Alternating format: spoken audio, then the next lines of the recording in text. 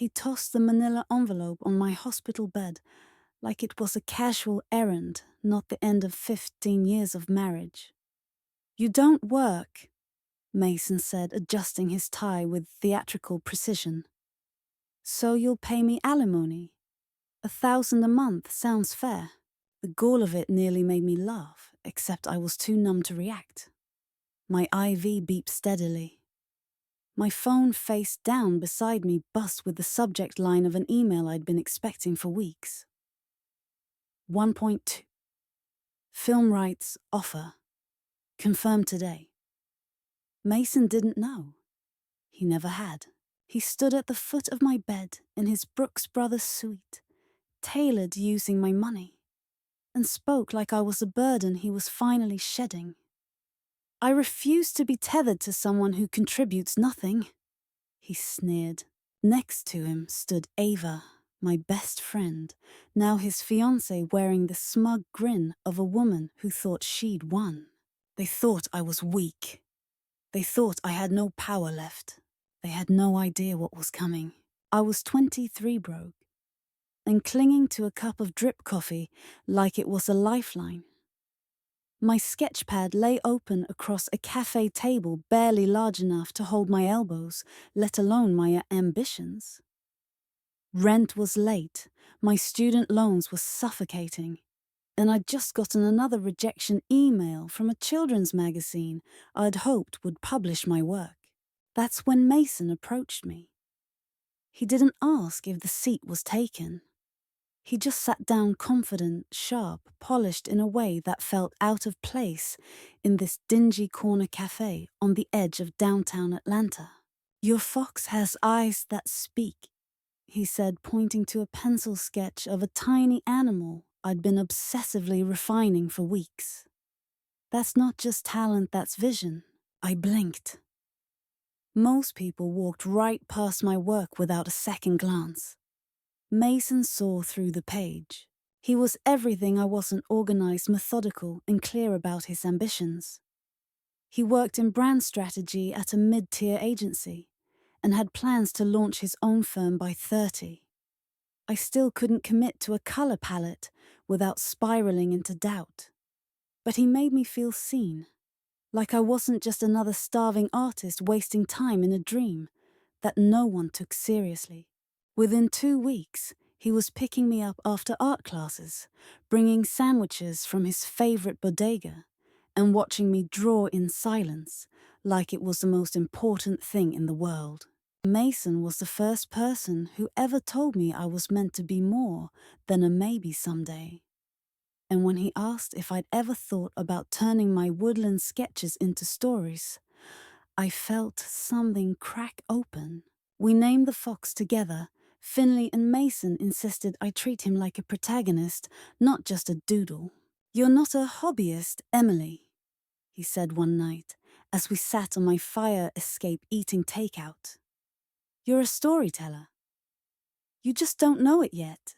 He proposed 6 months later, in that same cafe, at the same corner table, using the same silver ring I'd once admired in a thrift shop window. "I can't give you much now," he said, "but I'll build a world where you can create without fear." I believed him. We got married in his parents' backyard under strung-up Edison lights and hand-painted signs that I'd crafted myself. His mother, Helen, hugged me and whispered, "You bring out the best in him." My father shook Mason's hand like he'd handed me off to a future CEO. In those early years, Mason was exactly who I needed. He turned our second bedroom into an art studio with shelving units he'd built by hand. "Every artist needs a sanctuary," he told me. Then surprised me with a commission from a parenting magazine he'd arranged through a client. My first real paycheck for illustration work, $75. I cried when it arrived. Mason never once asked how much I earned. At first it felt like trust. Later I realized it was because he didn't think it mattered. As I took on more freelance work, I opened a separate business account. For taxes, I told him. But in truth, I wasn't sure why I kept it separate, only that something in my gut told me it was safer this way. The Fox story turned into a full manuscript, then a series. By our 4th anniversary, I'd signed a modest publishing deal for The Adventures of Finley Fox. We celebrated with champagne and takeout pizza. Mason toasted me like I'd just won the Nobel Prize. "You're going to be big," he said. "We'll look back at this night and laugh at how small it all started." But success has a funny way of changing the air in a room. As my royalties grew, Mason grew colder. At first, it was subtle. He began referring to my work as cute side gigs. If I spent too long revising a manuscript, he'd roll his eyes. "You're overthinking it again," he'd say. "Just draw some foxes and cash the check." When I landed a merchandising deal with a toy company, he barely blinked. "So what's the real profit on that after taxes?" he asked. Not, "Congratulations." But when I got a $40,000 advance for the 3rd book, his tone shifted entirely. He asked if we could borrow from my business account for a down payment on a new car, something flashier for him to drive to client meetings. I said no. That was our first real fight. Mason slammed the door on his way out that night. He didn't come home until 2 a.m. After that, the compliments stopped. He stopped calling me his artist and started calling me high maintenance. If I declined a dinner party or asked for a quieter weekend to meet a deadline, I was being selfish. He once told his colleague in front of me that he worked hard while his wife doodled foxes for fun. That Fox series now had an international audience. My publisher had begun translating it into French and Japanese. But at home, I played small still living, like we were struggling artists, never correcting Mason's assumptions about our shared finances. By the time our 10th anniversary rolled around, I was making 6 figures annually. Mason never noticed. Or maybe he didn't want to. He still insisted on managing our budget, even though most of the deposits came from me. I let him, telling myself it was easier this way. Looking back, I realize I wasn't just afraid of confrontation. I was afraid of shattering the image of Mason I had clung to for years. The man who believed in me, who said my fox had eyes that spoke. But that man had faded long ago. By year 13, he was skipping date nights, entirely claiming late meetings, and texting constantly with clients, whose names I never heard twice. Then came Ava. Ava had been in my life since sophomore year of college. She was the kind of friend who showed up with wine and sarcasm after a breakup, the one who helped me stuff my wedding dress into a lift the day before my ceremony when the delivery van bailed. She was my maid of honor, my emergency contact, my chosen family. She also lived 2 blocks away and hosted the best dinner parties. Mason loved those parties. He'd help Ava set the table, uncork the wine, and linger just a little too long by her side while I brought out appetizers. I didn't think much of it at first. Ava was stunning, polished, magnetic, with a laugh that filled the room. Of course, Mason enjoyed her company. We all did. But something started shifting around the time Ava announced her pregnancy. We were all sitting around her kitchen island, me, Mason, Ava, and her husband Jordan. The air smelled like rosemary and roast chicken. Ava pushed away her wine glass and placed both hands on her flat stomach with the theatrics of someone delivering news they'd been rehearsing. "We're expecting." The room exploded with congratulations. I reached for her hand, but Mason was faster standing, wrapping her in an embrace that lingered just a few seconds too long. "You'll be amazing parents," I said, trying to shake off the weird pulse in my chest. Jordan smiled wide. Mason looked euphoric. On the drive home, Mason didn't stop talking about the baby. Ava's going to be such a great mum, he said. Can you imagine little chubby cheeks, bedtime stories? Maybe we should think about kids. We'd talked about children early in our marriage and decided it wasn't the right time. Then it became never. Or at least, that's what I thought we'd agreed. I stared at him confused. You said parenting wasn't for us.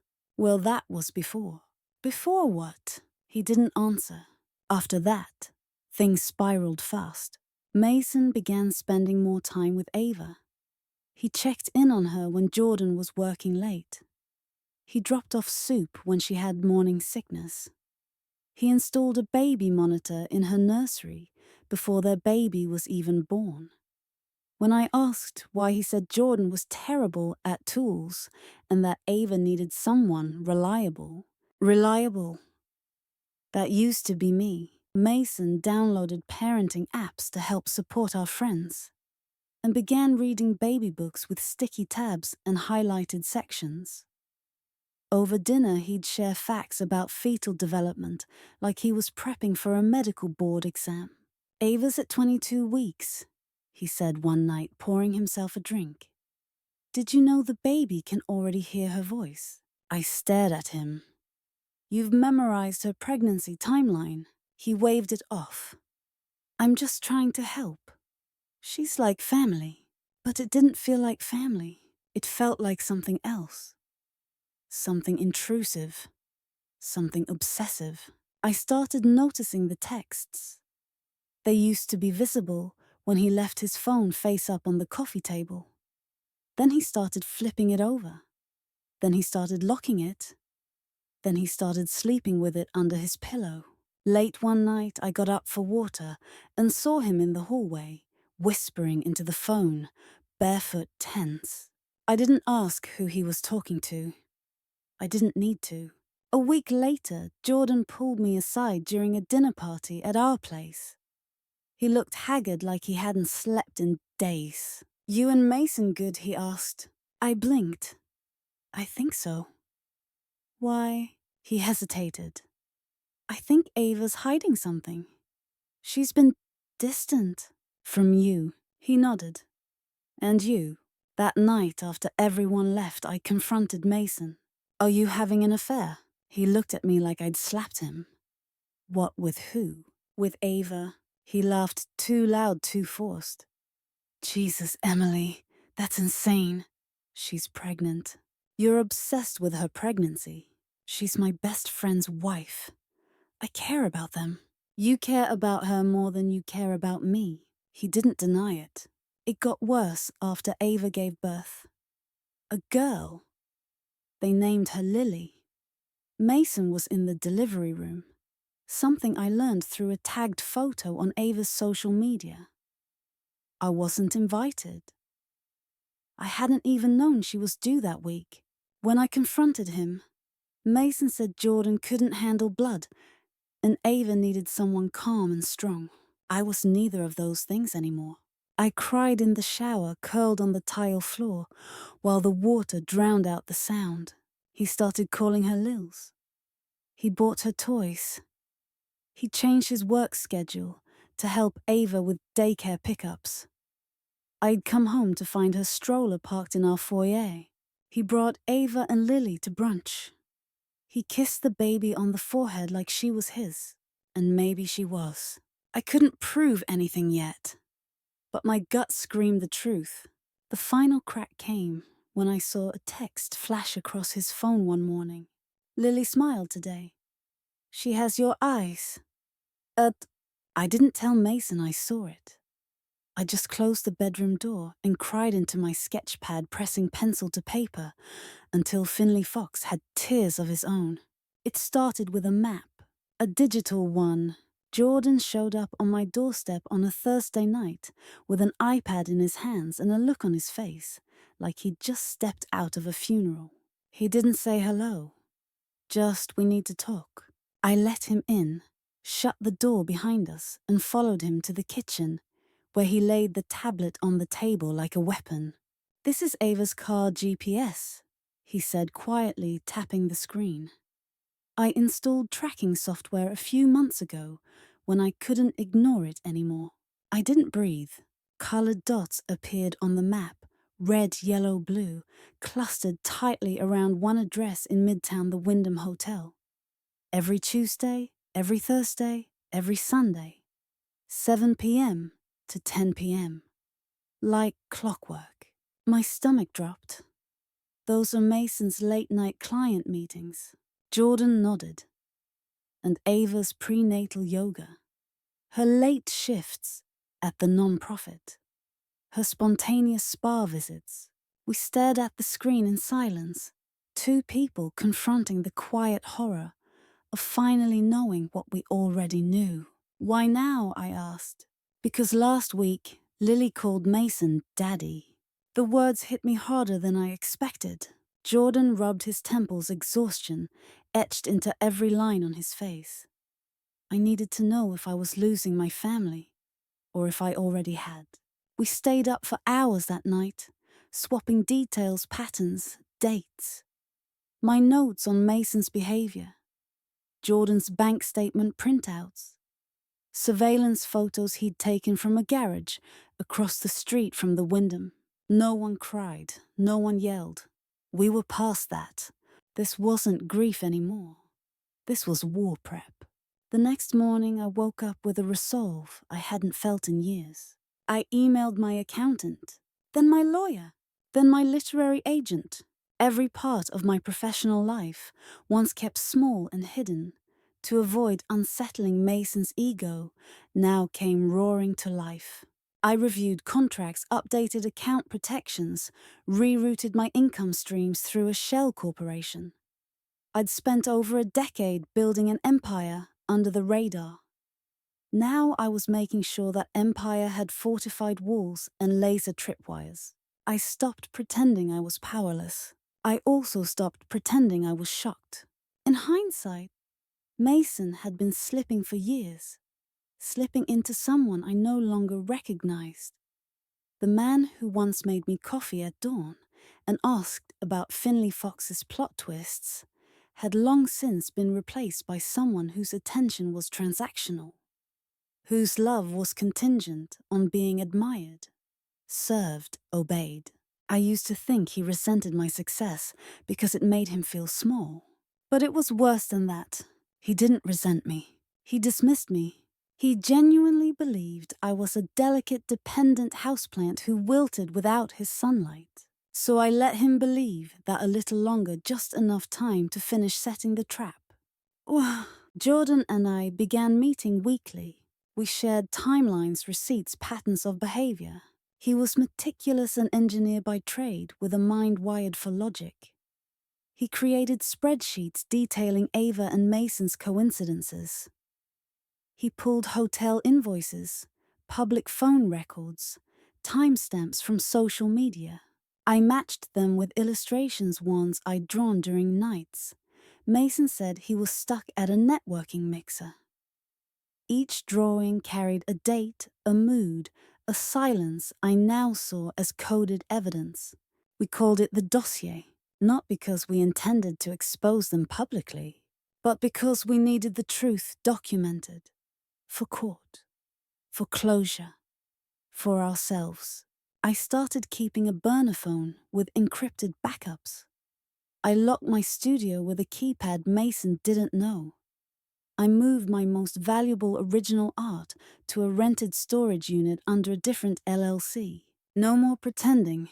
I even started recording my hospital visits, where Mason showed up occasionally with flowers and an expression he wore like a mask. The moment he left the room, I document everything.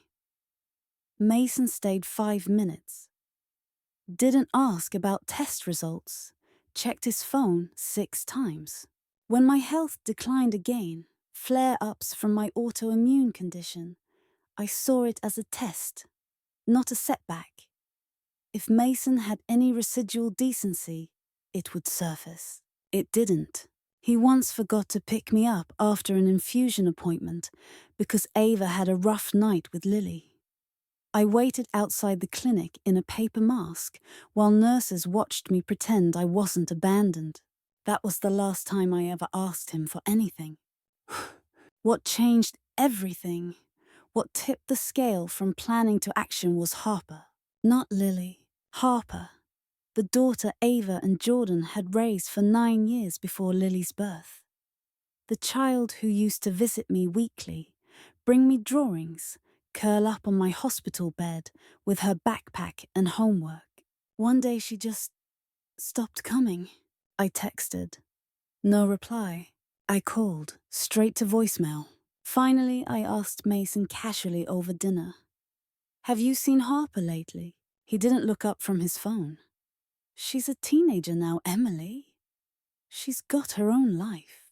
But the way he said it, dismissive, annoyed, made something in my chest tighten. Later that week, Jordan confirmed what I feared. Mason's been talking to her, he said. Saying things like what? That you're jealous, manipulative, that your illness was exaggerated for sympathy, that you're trying to sabotage their family. I felt sick. Harper had once called me her favorite grown-up. I had taught her how to mix watercolors and frame a story arc. Now she believed I was the villain.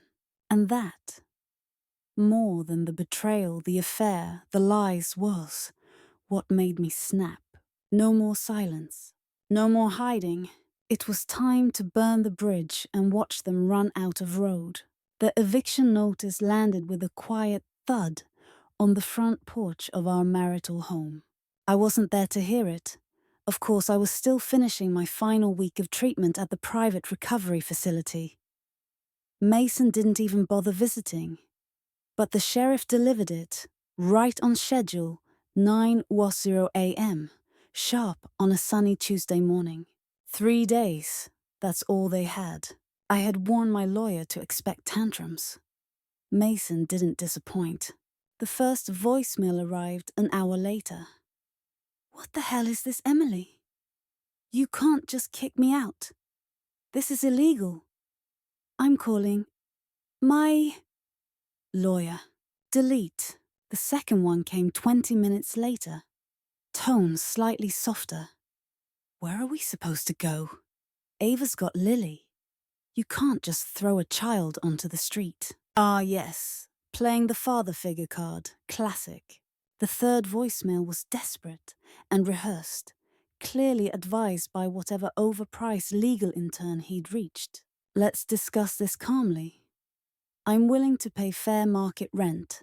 Let's work something out until the divorce is finalized. This time I answered. Mason, I said with quiet finality. You've lived in that house rent-free for 8 years. The house is legally owned by my LLC. The lease cancellation is fully enforceable under state law. Your lawyer can confirm.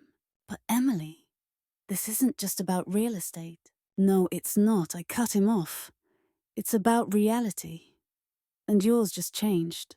Then I hung up. 10 days earlier, while Mason was still gloating about his new life with Ava, I had been making quiet phone calls from my hospital bed. My business manager finalized the corporate restructure. My literary agent secured a new deal, international distribution, plus merchandising rights in 5 new countries. My lawyer drafted every necessary document to protect my assets and invalidate Mason's claims. The LLC we created 2 years ago for brand purposes, that was now the sole owner of our home, our vehicles, and every contract tied to the Finley Fox universe. Mason never asked, never noticed. He never thought he had to. Because in his mind, I didn't do anything. I was just a frail, forgettable woman who drew little animals and took too long to recover from her dramatic illness. He never saw the empire he was standing on top of. Until I pulled the rug, the fallout was glorious. Mason and Ava moved in with his parents, an act of humiliation so complete I didn't need to do anything more. Helen, his mother, had spent years bragging about her son's integrity, his success, his picture-perfect marriage. Learning that he had abandoned his sick wife, and started a second life with her best friend. That destroyed her. 3 weeks later, I was released from the hospital. I didn't go home. I went straight to Helen's with Jordan. The look on Mason's face when we walked into his childhood living room, me standing tall, healthy, composed. Jordan, calm and collected, was the moment I'd been waiting for. "Emily," he said, half-standing, color draining from his face. I held up a hand. "Don't speak." Ava stood awkwardly near the fireplace holding Lily. Harper sat on the edge of the couch, her face unreadable. Ava jumped in first, as she always did. "Look, I don't know why you're all being so dramatic. Mason and I found real love. That's something to celebrate." She gestured toward Lily. "His parents are getting a blood grandchild now. That has to count for something." Jordan's laugh was quiet and razor-sharp. "You mean the daughter conceived during a marriage you were never legally allowed to enter?" Silence. Ava blinked. "What are you talking about?" Jordan reached into his coat and pulled out a manila folder.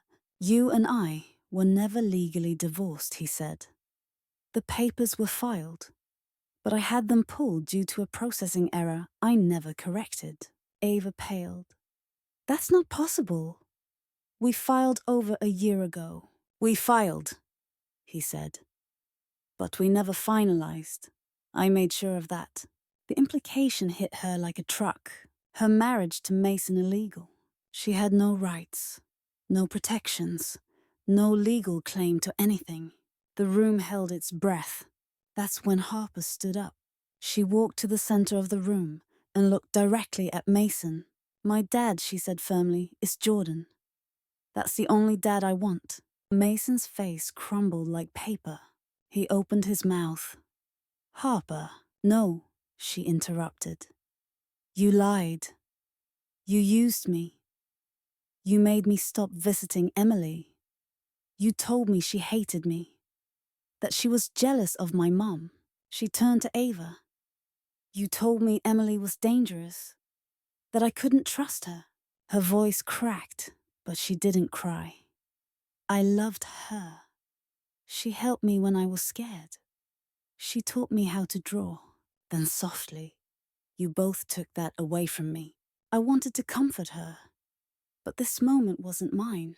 It was hers." Afterward, Mason tried to recover. He sent emails, gifts, even a handwritten letter that said I never stopped believing in you. I framed it, hung it in my studio under the title Delusion. The final blow came during the settlement. My lawyer presented our financial disclosures, including my most recent income. "Mason," she said evenly, sliding a folder across the table, "my client earns approximately $450,000 a year in royalties, licensing, and speaking engagements." Mason blinked. "Per year," he croaked. "Correct." His hands trembled. Ava, sitting beside him, gasped. Their plan built on the assumption that I was weak, replaceable, dependent, crumbled in real time. And I didn't say a word, because sometimes the best revenge is letting the numbers speak. The silence in my house was different now. Not the kind of silence that echoes off empty walls and reminds you who left. This was the kind that breathes. It was the hush of a clean slate. The pause before a brush hits canvas. Mason's final belongings had been removed by courier. Ava's calls went unanswered. Lily's stroller, once shoved into the corner of my living room without permission, was now replaced with a sleek bookshelf full of foreign editions of Finley Fox. 12 languages, 7 countries, and a film adaptation in development. My art studio, the one Mason used to roll his eyes at, had been expanded and renovated. New skylights, matte black track lighting, adjustable easels. I hired an intern to assist with digital formatting. I bought the expensive paint I used to pretend was out of budget, and every morning before the coffee brewed, I stood in front of a giant canvas and told myself, this is mine now. All of it. My health stabilized with treatment, and more importantly, with freedom. For the first time in years, I slept through the night. My doctors said the stress reduction was working better than medication ever had. Go figure. Harper came back into my life slowly. First, a cautious email, then a text, then a knock on the door. She was 17 now, taller, a little guarded, but her eyes still held the wonder I remembered. "I'm sorry," she whispered when I opened the door. "You don't have to be," I said. But I let her cry into my shoulder anyway. She told me everything. The manipulation, the lies, how Mason would twist my words when she asked why I wasn't around, how Ava painted me as the sad, sick woman who couldn't let go. But I remembered Harper said, wiping her eyes. I remembered your studio, and the tea with honey, and how you read my poems out loud like they were published. "You'll be published someday," I told her, and I meant it. We started meeting every Sunday for what we jokingly called creative therapy. She'd bring her sketch pad. I'd critique with kindness. Sometimes we just sat in the garden and drank hibiscus tea. I didn't need her to come back, but I'm so grateful she did. Jordan and I stayed connected too. Not romantically. Not yet. We were still too raw, too respectful of what we'd both survived. But we had lunch every other Thursday sometimes, to go over paperwork other times, just to sit in silence without needing to explain ourselves. He was calm in the way storms are once they've passed. One afternoon, over lentil soup and rosemary bread, he said something that stuck with me. "You know what I admire most about you, Emily?" I looked up, surprised. "You didn't burn them down," he said. "You just removed yourself and let them collapse." I smiled. "Sometimes silence is the sharpest blade." He nodded. "Still, you fought with elegance. That's rare." I wasn't sure if it was a compliment or eulogy. Maybe both. Eventually, my publisher hosted a private launch party for the 10th Finley Fox book. Industry folks flew in. Netflix sent flowers. A-list voice actors sent in video messages for the upcoming adaptation. I wore a deep green silk dress, something I'd never have dared before. Not because of modesty, because I didn't think I deserved to stand out. But that night I did. I stood in front of a crowded rooftop bar, holding a glass of sparkling cider, and told my story, not the betrayal, not the affair, but the art. The fox was brave before I ever was, I said. He crossed rivers I was too scared to name. But eventually I followed him. There were tears, applause, even a standing ovation. Mason once said no one would pay to watch me draw foxes. Now entire rooms fell silent to listen. A few months later, Jordan showed up at my house with a proposal, not the romantic kind. A joint foundation for young artists, especially girls from underserved backgrounds. Kids who were told art isn't a career, or you'll never make money with that. We'd fund scholarships, host creative retreats, offer mentorship. We'd call it Brave Start. I agreed immediately. And for the first time, Mason wasn't even a footnote in the decision. He didn't matter anymore. Not in my work, not in my worth, not in my world. I used to think survival meant keeping everything together, holding tight to a marriage out of shape, smiling through dismissive comments, letting my dreams take the back seat so someone else could feel taller. But survival isn't about silence. It's about recognizing when something sacred is being eroded and choosing finally to walk away instead of digging yourself deeper trying to fix it. My divorce didn't break me. It uncovered me. The woman who sat in a coffee shop with a half-done sketch and no confidence is gone. In her place stands someone unafraid of her own voice, her own power, her own potential. And no, the journey wasn't wrapped in bows. It was messy, painful, layered with betrayal and years of wondering if I was the problem. But sometimes growth looks like heartbreak. Sometimes it sounds like slamming doors and papers served in hospital beds. Sometimes it comes dressed as the very end when really it's just the start. I kept the frame copy of the first Finley Fox manuscript in my new studio, now tucked behind glass, beside all 12 translated versions, and beneath them a sticky note. I wrote to myself after the dust settled, "You are not too much." They were simply not enough. I reread it on the days when imposter syndrome taps at my shoulder. On the days I doubt whether I deserve this new life, free from Mason, free from self-doubt, full of peace. Because the truth is, power doesn't always shout. Sometimes it's quiet. It's the strength to close a door softly and never return. It's saying no without explaining. It's making money in silence while they underestimate you in public. Mason tried to return, of course. They always do. He emailed me months later. A long letter. Flowery. Performative. Filled with words like regret and growth and closure. He wanted to meet. For coffee.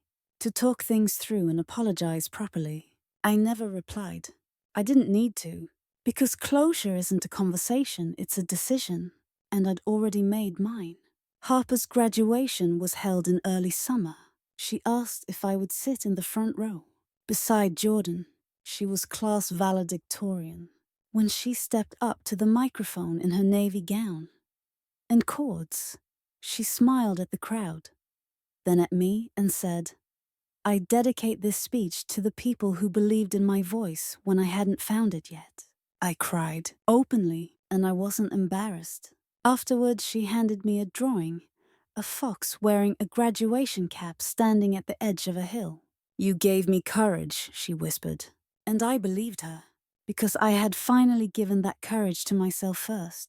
I don't wish Mason harm. I don't even wish Ava harm. Wishing takes energy, and I no longer spend mine on people who discarded me.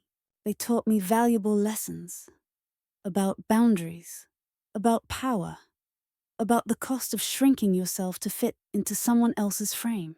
They taught me how deeply people can lie and how brightly truth can shine once it's set free. But most of all, they taught me what not to tolerate. That's a gift too. Sometimes I imagine what Mason thinks when he sees my name in bookstores, or on Netflix, or in Forbes' most influential women in publishing list. Maybe he tells people he helped me get started. Maybe he claims credit for my ideas. Maybe he still believes I was lucky. But I know the truth. I built this, brick by brick, word by word, alone, and then again with people who truly saw me. I don't need revenge fantasies. I have reality, and it's better than anything I ever dared dream. The most powerful lesson I learned wasn't about betrayal, it was about identity. For years I tied my worth to how useful I was to someone else. I confused being quiet with being kind, being patient with being weak. I believed that love meant endurance even when it hurt. But true strength doesn't come from how much you can tolerate. It comes from recognizing when enough is enough and walking away with your dignity intact. Power isn't always loud. Sometimes it's in the refusal to argue. Sometimes it's in the smile you give when they expect you to fall apart. You don't have to prove your pain to anyone. And you don't owe forgiveness to people who used your silence as permission. You're allowed to change the locks, reclaim the keys, and rebuild in peace. What they call selfish, you may discover is self-respect. What they dismiss as a weakness might just be your quietest form of rebellion. And that rebellion, it can build an empire. If you're reading this while sitting in a quiet house, wondering where your joy went, look inward. Not in blame, but in clarity. Ask yourself, who would I be without the people who make me question my value? You're never too old to start again. Not at 40, not at 60, not even at 75. Whether it's picking up a paintbrush, leaving a toxic relationship, or telling your story for the first time, Your voice still matters. Start where you are, with what you have, even if all you have is the decision, I deserve better. Because the moment you believe that, everything changes.